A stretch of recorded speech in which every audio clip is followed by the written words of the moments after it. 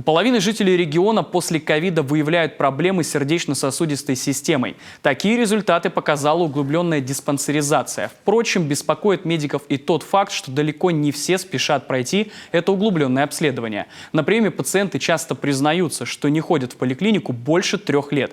Если раньше такое признание звучало в основном от мужчин, теперь и женщины пополнили этот список. В целом на углубленную диспансеризацию после ковида уходит до 3 дней. Она несколько шире, чем обычная диспансеризация. Она направлена на выявление заболеваний, которые возникают после перенесенного ковида. Есть специальные обследования, которые имеют определенные показания. И поэтому она помогает выявить на доклиническом уровне какие-то изменения, чтобы не допустить прогрессирования болезни и не привести к неблагоприятным исходам.